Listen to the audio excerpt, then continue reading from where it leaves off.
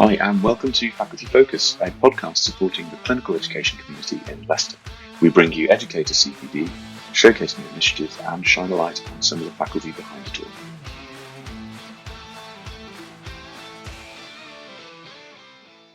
My name is Dr. Andrew Hughes. I'm one of the consultant anaesthetists at University Hospitals of Leicester, and I'm also the Faculty Focus lead or the faculty development lead within the Trust too.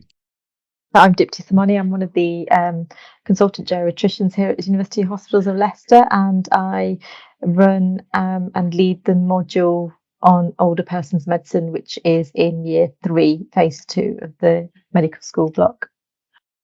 Hi guys, I'm Paras Patel. I'm one of the ST3 anaesthetists working in East Midlands Deanery. I'm currently at Kettering General Hospital.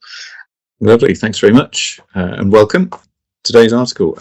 This is an article taken from an online open access journal. It's called BMC Medical Education.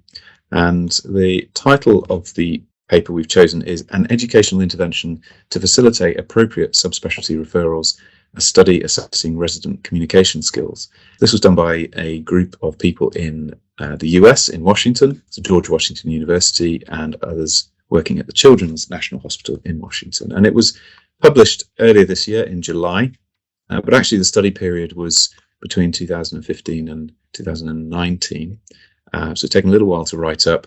And I've chosen it just because it's a different sort of paper in that it's an empirical research piece looking at a training intervention, and it's been measured objectively with OSCEs. And I think often when we see interventions, we see them measured in terms of learner satisfaction or perceived benefit. And actually, they've taken it a step further to try and objectively measure performance pre and post. So that's quite interesting. And I've also, referrals is something that, you know, as a registrar coming through my training, working on ITU, referrals is something that you did a lot of, trying to get specialty input. You know, learning to do it right through trial and error was something which, took a little while. So when I saw this paper, I thought, oh, someone's looking at how to train people to make referrals or not. It also ties in with some of the work that Abby Millett is doing here in our ED department, looking at critical conversations. So that's kind of the overview of the paper. Any first impressions from my two colleagues? Paras. Yeah, it's quite unique in that I've not read many papers that have a educational intervention and then the outcome measure. I know there are plenty out there, but it's one of the first few that I've read. But overall impressions are that, yeah, it's quite sound in terms of its methodology and the way it's written up, something that we can sort of certainly reflect on our own clinical practice. My first impressions of the paper was that I expected, from reading the title and the initial blurb about it, I expected it to be referrals into specialty referrals, so clinician to clinician referrals and the communication skills around them, and was surprised to see, reading into it, that it was actually more of a kind of looking into how communication skills was from clinician to service user. Yeah, so we'll get into that. What we'll do is we'll sort of go through, describe some of the methods. So, Paras, would you like to tell us what you thought about the methods and how they went around this study? What the word that they use is that they used a blended multimodal educational intervention. So essentially all it means is that they use different methods to apply the intervention. So used an online element with an actual face-to-face session, and within that face-to-face session they used a pre-OSCE teaching session followed by a post-OSCE to see improvements. What they actually did was, as I said, they looked at syncopal episodes within pediatric patients. And they noticed that quite often there were a lot of incorrect or referrals which lead to a significant amount of anxiety, unnecessary tests, etc. So that's the reason why they picked that sort of specific diagnosis. They then used a tertiary pediatric centre to help pediatric trainees, first of all, learn about what are the red flag symptoms of syncopal episodes, and then what would prompt a referral to cardiology or pediatric cardiology, and then how one would communicate that with their parents, or how one would communicate that the patient does not need a cardiology referral. They first did a 20-minute, each student that was recruited did a 20-minute online element, which they did the night before. But then the next day would have their pre-OSCE stations where each student will do 2 OSCEs. One will be a referral has been made, The other one was a no referral, and they had to communicate with the parent as to as the parent's concern. Each parent was prepared. So these are standardized parents. SPs is what SPs are actors that have been trained to do these OSCEs. Standardized patients would score each student using a scale sort of scoring mixed with a yes-no scoring system. 20 questionnaire checklist was used for each SP, and same checklist was used after the intervention. So after they had the teaching session, they then did the same checklist, and then they compared the two scores.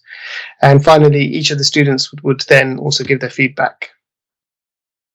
Quite sound methodology. It is multimodal in terms of the teaching. The checklist is validated, although they did make some modifications with the checklist. They then used a special score, which Andy will talk about, on how they scored the validity of the checklist.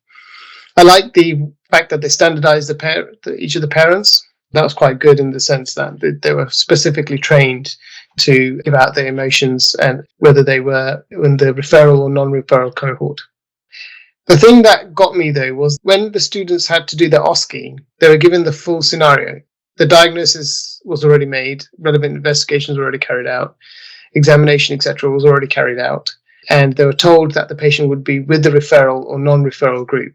In some ways, yes, I think it's good because it allows the student just to focus on the communication skills and not anything else. But at the same time, it doesn't really reflect clinical practice, because for me, when we make referrals, I feel like we've already established quite a relationship with the parents, and that is quite important to how we communicate with them during that process at the end, where we say, okay, actually your child doesn't need referral, or your child does need referral. And that's one of the things about the methodology that I didn't quite agree with. I don't know what you guys' thoughts are. I thought that part was interesting, actually, because, as I was reading the method and I was thinking, okay, so this is a training intervention to look at how we make sure our residents know when it is and it isn't appropriate to make a referral, and then they give them the correct answer, if you like, before they go in. It was less about identifying red flags and getting them to recall and apply the history to a kind of set of criteria. And actually, when you go to the online module, if they do provide a link to the online learning module, it's focused on identifying red flags for either cardiovascular or neurological syncope. So yeah, I thought it was, if the intervention is more on the communication, then you don't need to focus on the red flag bit. So yeah, I do agree with you with that. It was a bit unusual in terms of the online learning versus what they were actually going to practice in the scenario. I think there is something to be said though about the simulation and pointing people in the right direction to make sure that you test for the correct thing, or that you're focusing down on the thing you want to in a scenario, because what actually often happens is that people want to try and cover too much ground. So they often say, we're going to do a simulation on cardiac arrest or management of the critically unwell patient. They may be thinking, well, we really want to concentrate on the communication with the rest of the team. That's one part of lots of other things in the scenario. So to then tease that bit out is really difficult. In some respects, I actually sort of commend them for saying, no, we're concentrating on the communication element. So we're going to not concentrate, the clinical bit we're going to take care of, because that might be the bit that causes a lot of anxiety in a simulation. And we're just going to concentrate on the comms. So that was interesting. I just thought it was, I suppose, a smart move, because the clinical bit is not the question here. It's the building the relationship with the patient and then making sure they don't get pushed into doing the wrong thing. Yeah, and I wonder if there's a halfway house whereby their signs and symptoms have been given to the clinician, and they have a chance to have a quick history from the patient, and then they make the decision at the time whether they would refer or not, and then have the communication. And prior to them doing the OSCE, maybe say, okay, you will only be assessed on how you communicate your decision, not so much your decision itself. I think the other thing for me in the method was I don't think there was a recognition that putting someone through an OSCE before the workshop, the face-to-face training workshop, is actually part of the intervention as well. Because if you put someone through an OSCE before the training intervention, you've primed them to pick up the necessary information they need to then perform in the post-intervention OSCE. I know why they're doing it. They're going to compare pre and post OSCE scores, but actually the pre is part of the training intervention. So I think you have to recognise that in a study like this, is that, you're giving an online module plus a testing scenario plus some face-to-face training before you then test them again. And the other thing is they tested it straight away, straight after the training. Well, of course, most people are going to perform much better straight away after an intervention, after a bit of training, than they are maybe 2-3 days, a week later, a month later, that sort of thing. So for me, it would be a case of, are you falsely reassuring yourself that people are now trained because they can perform 20 minutes after having been trained? And I'm not sure that's a particularly valid measure. And actually what probably needs to happen is you need to bring them back in a week's time and do the same sort of thing. That was kind of my thought on the method. Yeah, I agree with that last point you make there, spacing it out and doing the test again later. However, I could also foresee the practical implications of that, getting the standardized patients to come back. And again, something that we will talk about later, but they talk about the cost of that. So maybe that's partly the reason why they did the post-intervention there. I don't know. But yeah, you're right in terms of its actual validity of doing an intervention immediately testing that. There's going to be some bias there. I think that some of the residents picked up on that as well, didn't they? They didn't appreciate the fact that they were tested straight afterwards, and they would have liked to have had the testing. There were some comments regarding that. And coming back to the initial point that you made, I quite liked as well, I agree with you, Andy, that I like that the focus was where they wanted it to be in terms of testing what they wanted to test, i.e. the communication of the decision that had already been made rather than the making of the decision. So yeah, I did like that. They reference a very commonly used scale to measure training interventions, and that's the Kirkpatrick model. So a lot of educators will be familiar with that. There are other ones out there, and in fact, I'm sure you will be able to find people to sort of argue against that. But yeah, so they've gone in at level 2, so they're measuring actual performance rather than what we often see. We did this and people liked it. Just a couple of other little things really for me.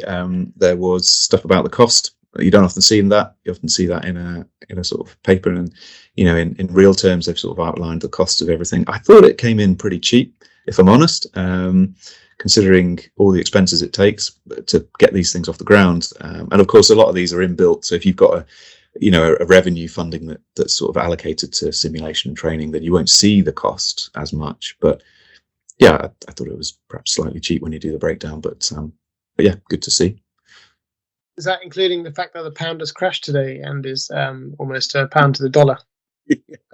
Well, interestingly, all the costs are in dollars, so yeah, unaffected.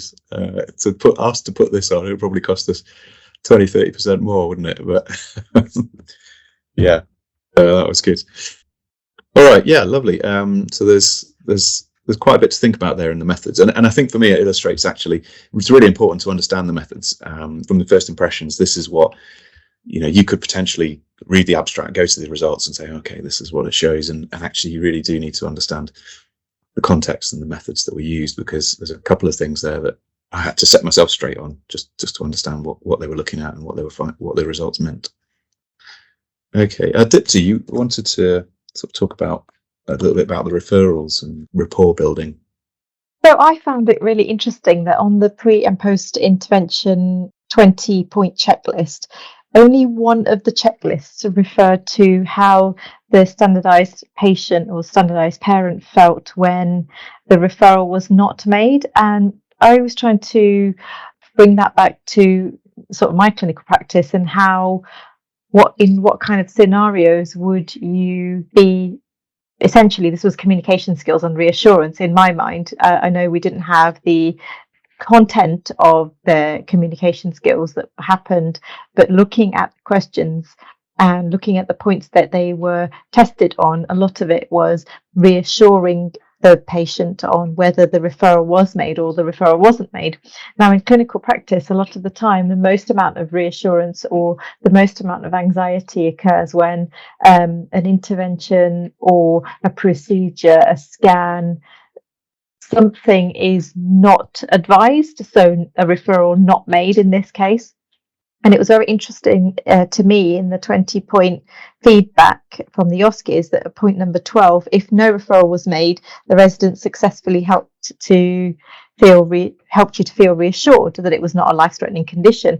Out of the 20 points, only one of them was about how you felt when a referral was not made, which I thought was really interesting, because in clinical practice, I don't know how you feel, but in my clinical practice, much of the anxiety and much of the reassurance is required when the intervention or referral, test, scan, whatever you might think, is actually not advised. And that's where the hard work feels to come into it.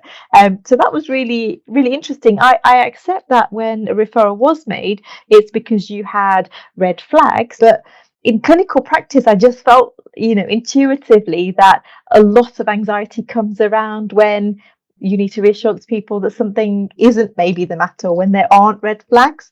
And I did some hunting around papers, reading around what was available in terms of reassuring carers and caregivers of patients, because being a geriatrician, I look after older people, and this is the clinical scope that obviously occupies my mind for most of the working day.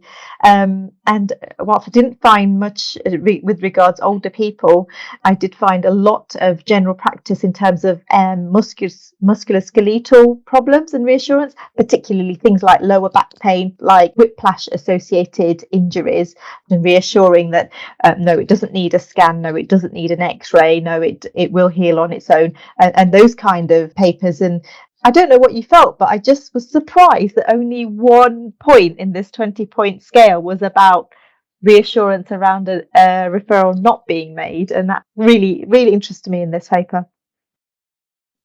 I completely see that, and it almost feels like you need 2 surveys afterwards, don't you? For one, if a referral was made, and one if a referral wasn't made, to kind of reflect both scenarios. It does, it makes you wonder, actually, were all these post-intervention scenarios or pre and post scenarios, were they all like, yes, you need to refer? Were there any scenarios where you hadn't had to make a referral? Because clearly the focus is on the fact that a referral has been made.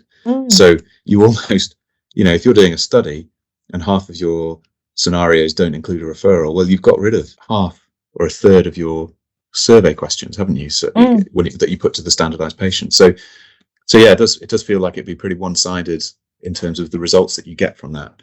Yeah, like you say, if a referral's made, you're probably you're happy that the referral's made, so you're going to interpret that interaction more positively.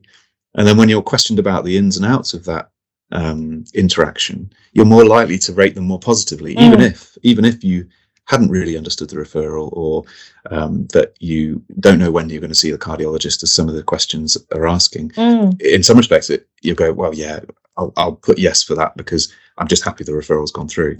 Yeah, a few questions there about what scenarios we used, what was the proportion of referral versus non-referral scenarios used.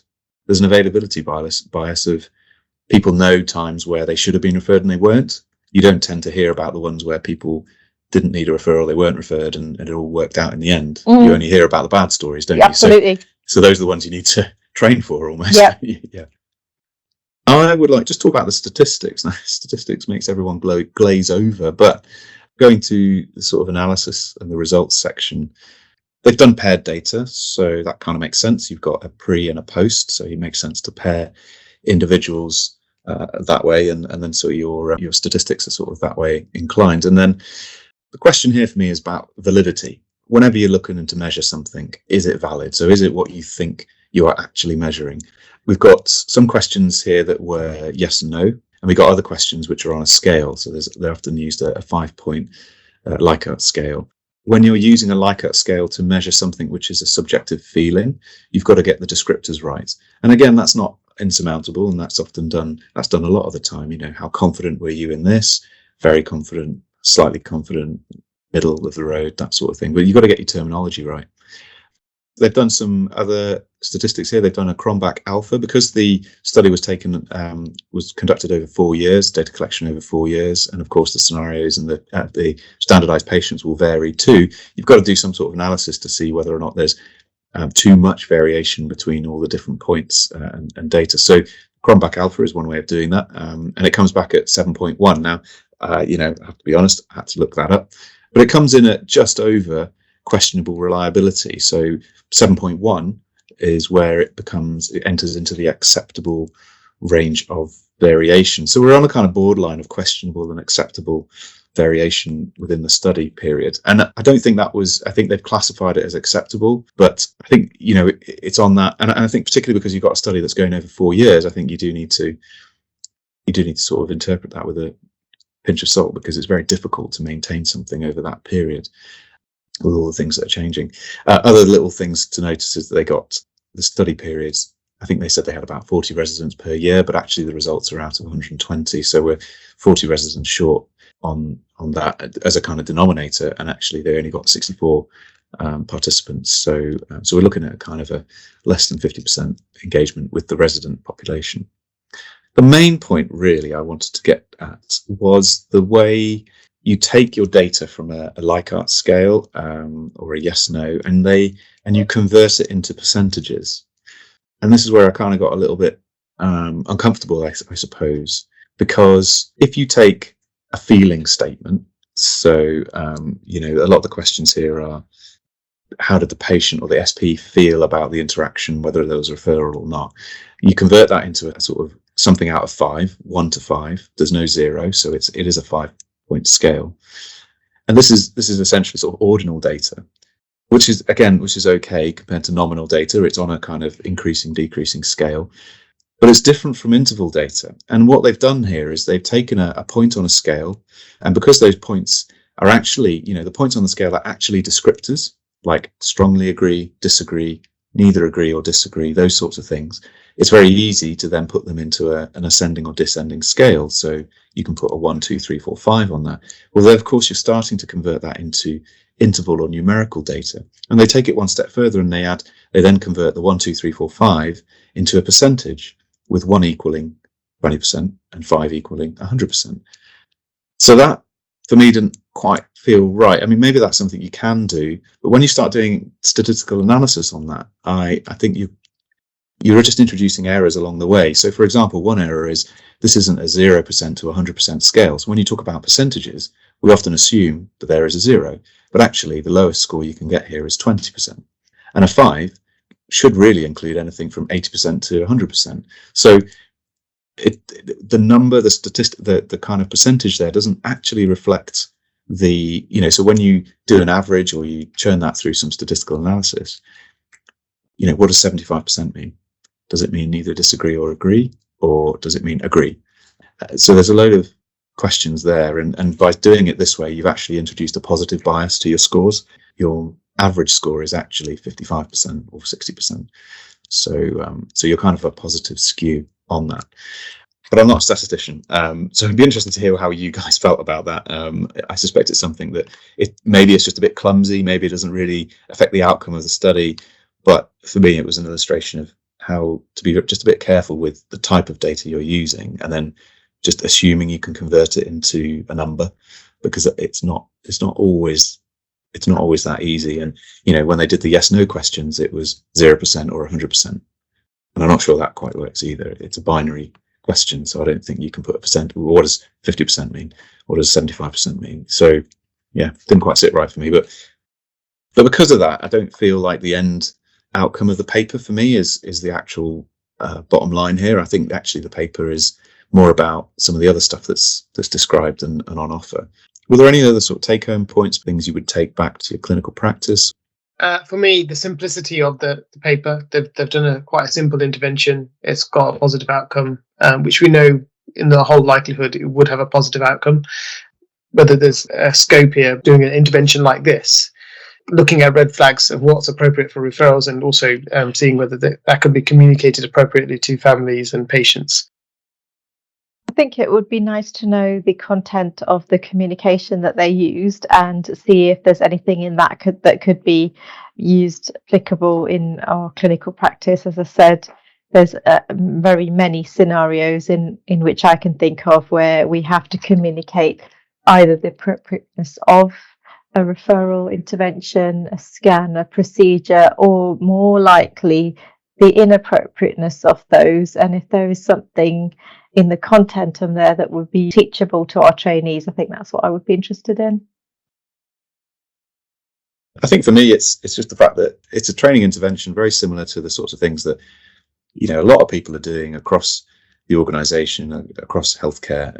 There's a problem, you create an intervention, you deliver your intervention, and you measure the outcome. And actually, we don't often see those things published, often because we're too busy to write these things up and do the stats and do it in a kind of very sort of structured, formal way. So it was just nice to see something that it isn't that difficult to do, that if you introduce a pre and post test, you can then move to the next stage of Kirkpatrick's intervention scale. So they've gone into actual measuring performance, albeit straight after the intervention, but it is possible to do that. So you can sort of just bump up the kind of the level of evidence that you present. This has all been about referrals, but on reflection, actually, this is not so much about referrals. This is about rapport and trust and relationship building with, in this case, a parent.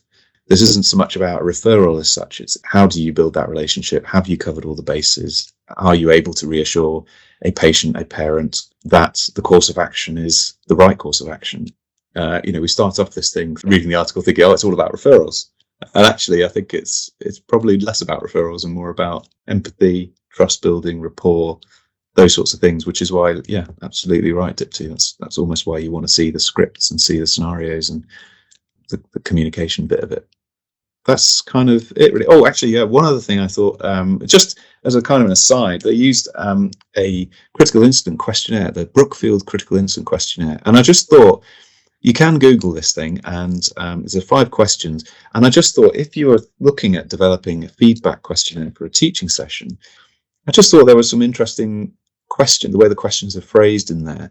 If you're thinking about doing that, it might be one to just Google and have a look at the sorts of questions that are being asked. So, for example, what action that anyone, teacher or student, took in the class this week did you find most puzzling or confusing? And I thought that's probably the answer to that's probably quite interesting for you as an educator if you're looking to, adapt your session.